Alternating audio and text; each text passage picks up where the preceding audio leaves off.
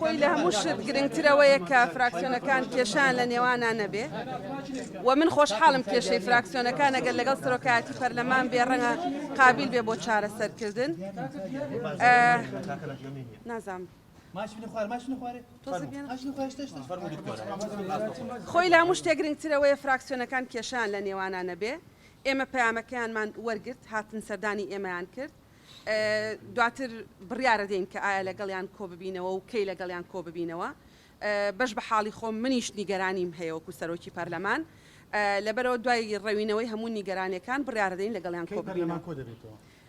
پەرلەمان کۆ نابێتەوە هەتاوەکو بەو شێوەی لێنێت کە خواستی هەموو ئەو هێزانەیە کە لەناو پەرلەمانی کوردستانە حزوریان هەیە و پەرلەمان ئەو کاتە کۆ دەبێتەوە کە باس لە کێشەکانی خەڵکی کوردستان بکە و ئەو کاتە کۆ دەبێتەوە کە بە شکۆیەکی تایبەت و بە متمانەیەکی تایبەت بچێتەوە. شخصی باسی خۆم دەکەم بانگێش بۆ کۆبوونەوە ناکەم تا نەگەمە ئەو بڕوایەی کە کۆبوونەوەی پەرلەمان سوودی هەیە بۆ خەڵکی کوردستان.